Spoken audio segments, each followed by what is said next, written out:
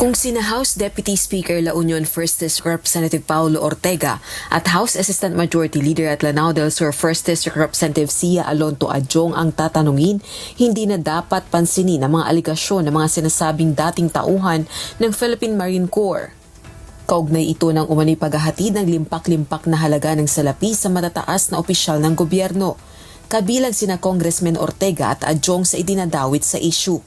Anila, kasinungalingan, chismis at diversion ang mga paratang. Mahirap talaga pag meron kang sariling mundo. Dilulu. Dilulu tawag sa mga ganyan. So, hindi natin masyado binibigyan ng pansin dahil wala naman pong katotohanan. So, yun lang po. Huwag tayong dilulu. Ang hirap kasi mag-argue sa isang kasinungalingan. How do you even argue with lies? Diba? Lumabas ang statement ng Navy na some of them have not even entered officially the service, and some of them actually were discharged dishonorably. So there you go. So yeah, parang I mean it's all BS. I'm sorry. They don't even deserve a decent response from me. But what I can tell you is those who are behind their supposed press con, they have not achieved anything but present themselves as National Marites Council.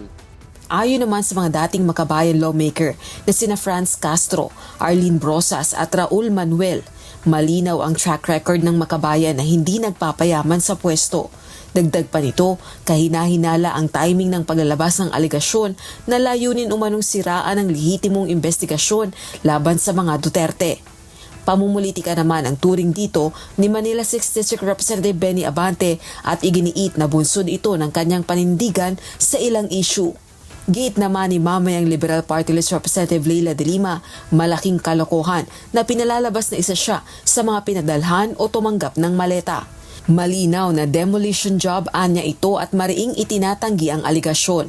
Question din ito ang timing sa gitna ng usapin sa confirmation of charges hearing ni dating Pangulong Rodrigo Duterte sa International Criminal Court at napipintong deliberasyon ng Kamara sa mga reklamong impeachment laban kay Vice President Sara Duterte.